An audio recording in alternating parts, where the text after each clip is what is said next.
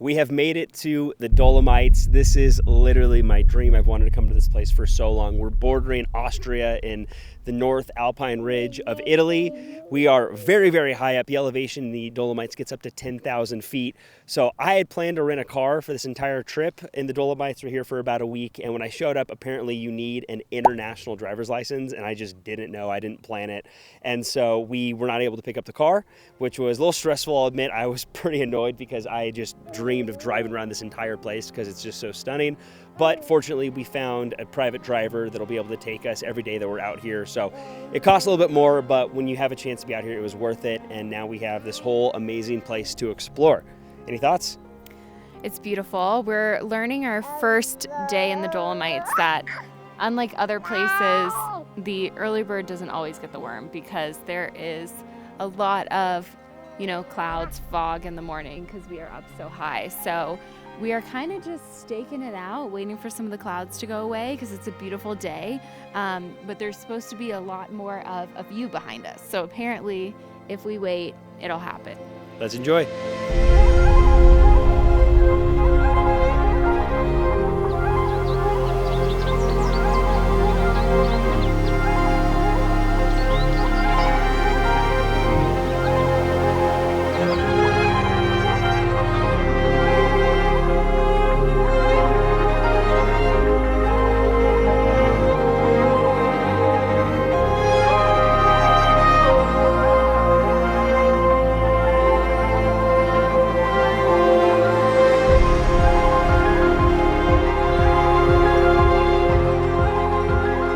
Day one in the Dolomites, we cruised into Val di Funes with Kayla and the baby.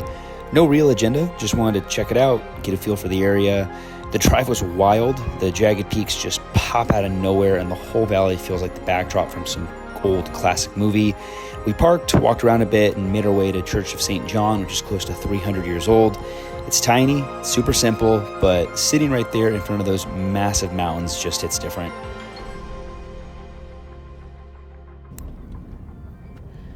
So sometimes you have to give in, and on our travels, during flights and long car days, we use Miss Rachel. But let me tell you our situation. What's happening now, which was a great hack, is this boy is now scared of Miss Rachel's puppet, which if you know Miss Rachel and you have a toddler, the puppet comes out often. It's like Sesame Street. Imagine you're scared of like Big Bird. It's always random. If anyone else has a toddler who's scared of Miss Rachel's puppet, and Miss Rachel, if you're listening to this, I think we need to get rid of the puppet, okay? He literally will hyperventilate. I mean, he'll be laughing. It's like a watching Miss panic Rachel, attack. And then he just starts doing all these short rests. And he starts panicking. And that's how we know. He wants Miss Rachel. So, yeah, it's a gamble. But Yeah. hopefully no more Muppet on the way home. He had a nightmare last night, and I'm wondering if it's about the puppet.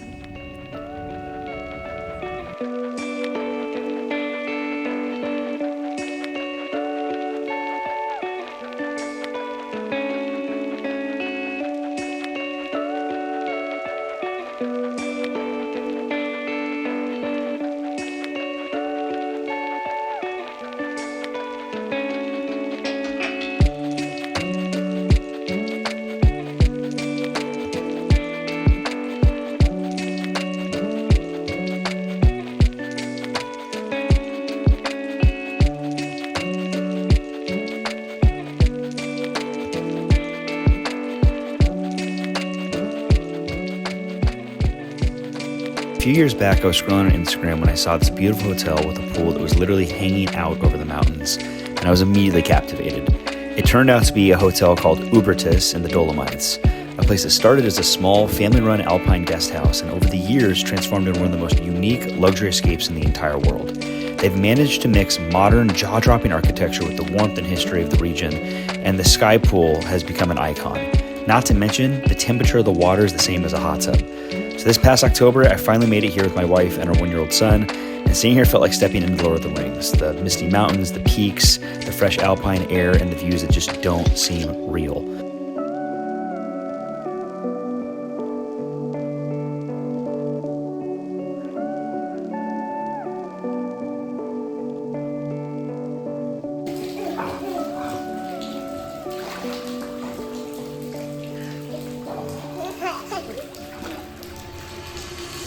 this week is the best of the with the colors in the not just in the Dolomites, but all in the Alps, the entire Alps, because now the autumn color starts, and so everything is yellow, red, brown. So a lot of nice places. Oh, that's great. That's great. We can't wait. So as I mentioned, I tried to rent a car, and unfortunately I couldn't because I didn't have an international driver's license. So instead we had to get a driver. We have Matteo here who's going to take us around for the next 3 days. It's going to be so fun. I have a whole list of spots. But the thing about the Dolomites is, even if you have these places you want to go to, even if it says sunny weather, some of these areas have fog, some of them have clouds. So you have to go at the right times, even if the weather says it's good. Now, we're in a time of the year where it's beautiful, but there's sometimes rain, and then when there's rain, you kind of got to wait. So we're having to navigate all these different temperatures of the weather and all these different conditions. So you really do want to have a guide during these processes, because without it, it can be really tough. So even though the rental car didn't work, it's kind of serendipitous. Now we have someone who can guide us through and show us some really beautiful sights. So fingers crossed, some areas may be cloudy, some will not, but either way, it's going to be beautiful no matter what we see.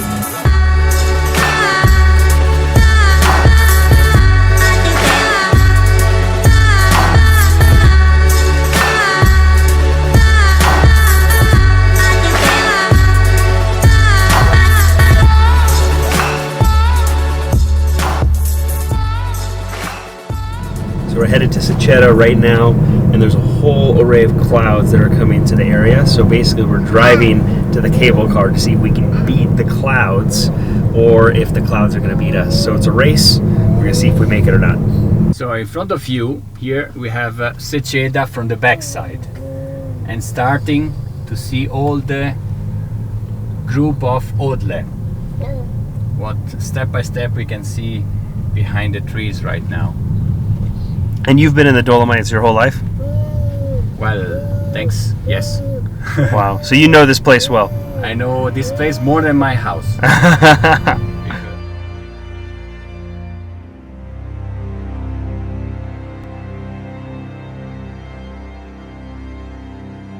Slowly comes the wind so fast, overtakes the valley. If you're watching this video right now, you're literally watching me live out my dream. This is a bucket list place I've had for 12 years. It's called Secheta. I'm going to show you. Maybe you've seen this before. This place was the screensaver of my computer in college.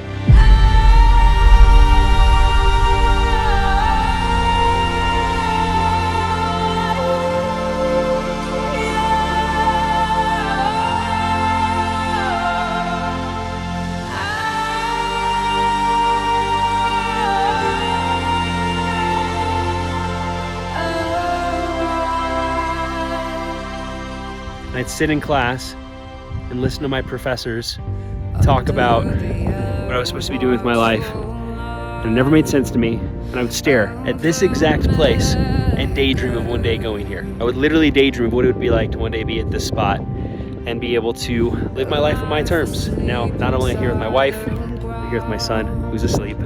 And this is just, I just want to share this because this is a moment that's going to be with me for the rest of my life. And you don't always get these. So when you get them, you got to capture them. And if you're watching this, you're in a space or a place in your life where you're feeling stuck, just know, get uncomfortable, have faith in something bigger than yourself. And there's so much you can accomplish, truly. And you can go to some awesome places too. So it's crazy. All right.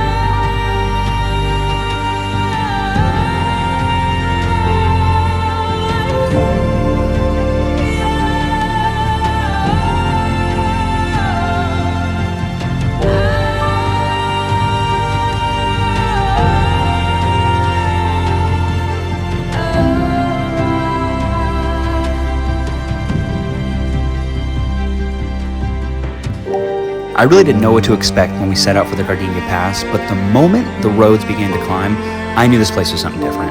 On one side, the mountains rise so close that you feel the cliffs towering over you, and on the other side, there's sweeping valleys as far as you can see. You have sheer rock faces that shift in color with every passing cloud, and the road winds through the amazing maze of stone and sky. You don't just see the Dolomites here, you're inside of them. And as the last stop of our day, the Gardenia Pass felt like a perfect way to pay respect to these mountains that are millions of years old.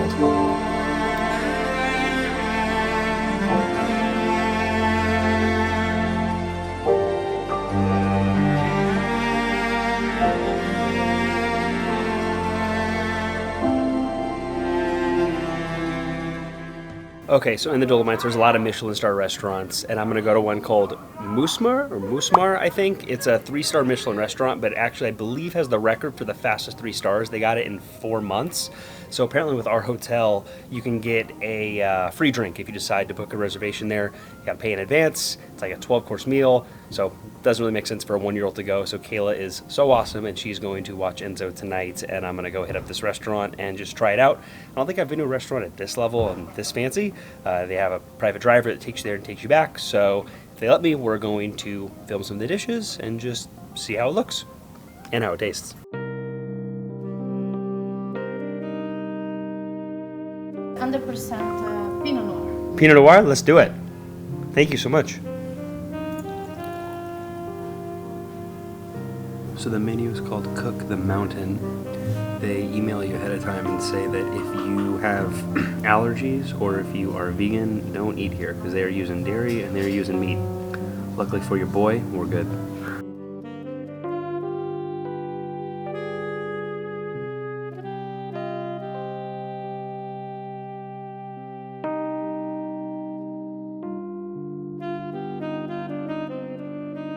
The base of the local cuisine here is meat, flour, butter, milk.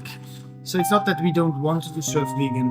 You don't have the experience of Cook the Mountain with vegan foods. Yeah. And we could maybe do it in the summer, Yeah. but for us it's very hard to do it in the winter time. Sure. We can't say we take vegans in the summer, Yeah. don't take vegans in the winter. That would be I understand. very strange. Yes. We are now serving our autumn salad. Okay. It's basically made with all the ingredients from the season. So we have different beets, like beetroots, yellow beets, celeriac, celery, and so on. We have also different cauliflowers, but also different kales, roots.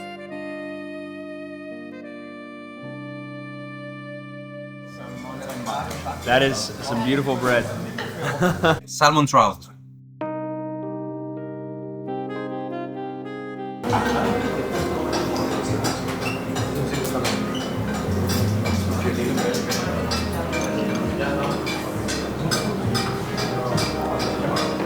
That's ridiculous. I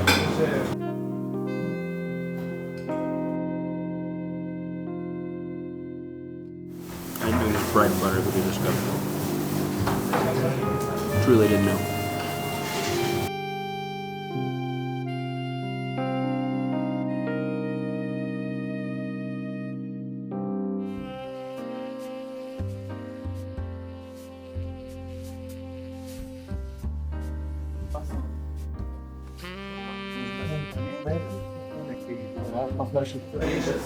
That's the big boss right there.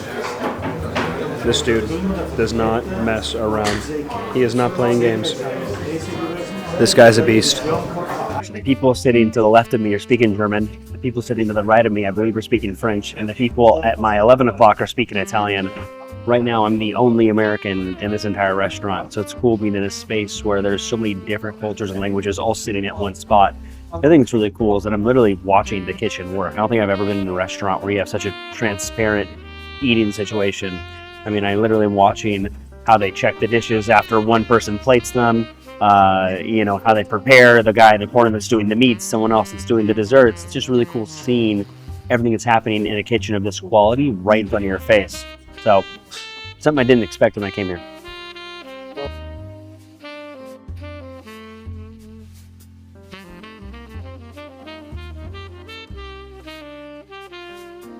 Time that we fire bake a little bit and we infuse with a wild garlic that has been charred. Wow. This sauce has been made with all the bones of the lambs and animal, slowly cooked over the fireplace and infused with the rams and capers.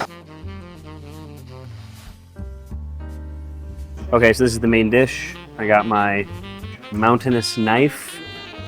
We're gonna jump in here. It's lamb, mushrooms that were plucked today. I think kale. They took the bones from the lamb and turned it into an au jus or a sauce. And then another dish that I don't fully know. I think the other guy didn't know either. He said, you guess and let me know what it is. So we'll try that after.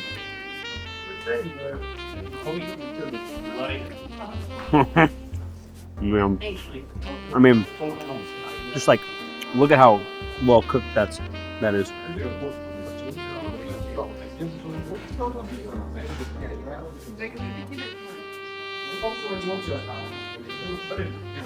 I will say, I think anything tastes better when you have a knife like this when you're eating out. But it's delicious. We're moving on to dessert. They just changed my water glass. They gave me a brand new glass. Even the type of glass is different because they want to acknowledge that we're now moving into the sweets section of the menu. And so clearly, if you're in the sweet section now, your glass of water can't be the same water as before. So I have a whole new table set up, and we're gonna dip into some sweets. Wow, so mushrooms in dessert. Wow. So it's not it's particular. I appreciate it. Thank you. Wow.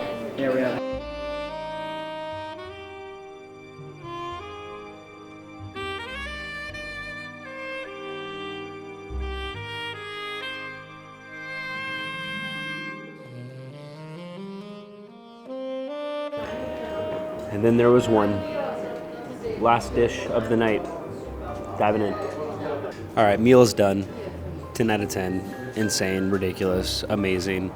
No, but honestly, this food was really, really good. But a couple things that I noticed. One, this whole like mountain theme. I don't think I've ever gone through like a food experience where I noticed the same type of theme in every dish I had.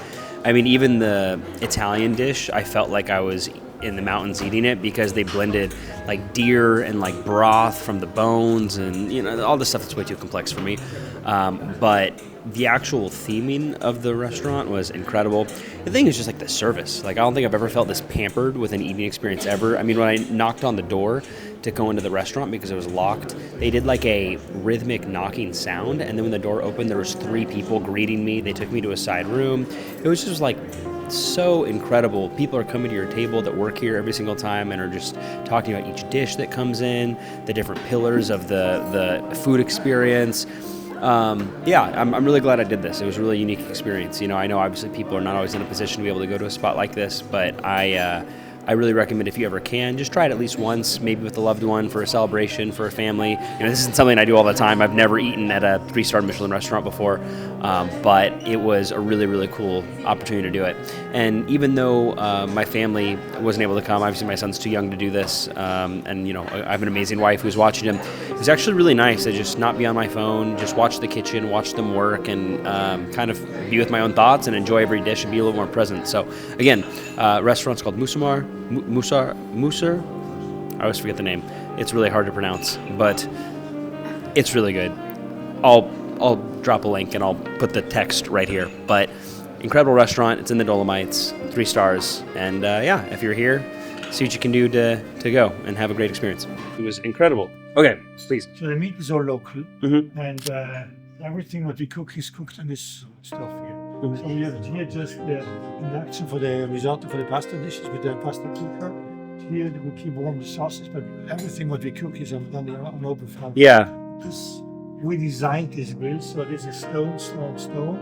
Then the heat is lower. Yeah. So you really can keep the heat on a certain temperature. It's not too hot for who's working here. And you just have to cook here. You cook one part slowly, then you let it rest, and you go one and let it rest. Oh, different levels of elevation, controlling the temperature. Wow, that's clever. Instead of a stove, putting it on low to medium or high. You sear it here, then you put it up here, then you put it over here. So you have to play around. You have to know exactly. So that guy here must stay here. Yeah. He cannot move. Yeah, I noticed that the whole time he was in one spot. He would do it, and then he would cut the meat, and then so forth.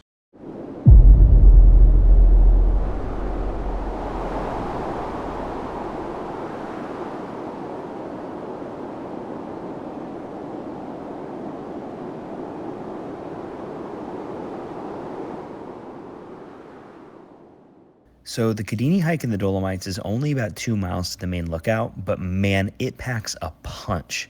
The trail itself isn't bad, but once you step onto the cliffside viewpoint, your legs definitely remind you how high up you are.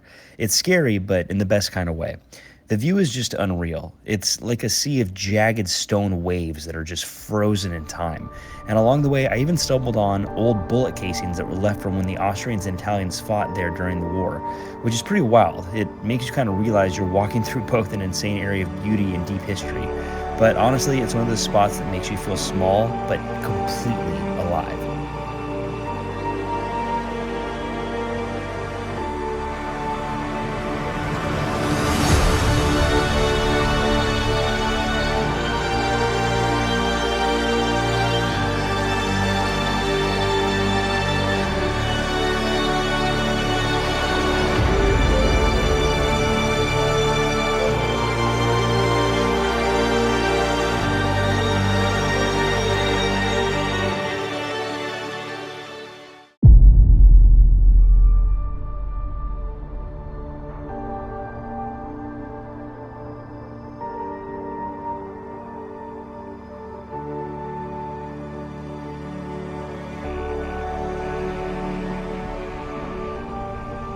So we just got done with Lago de Brais. This was probably my favorite stop so far. It was absolutely beautiful, exceeded my expectations. Once again, Dolomites always coming through.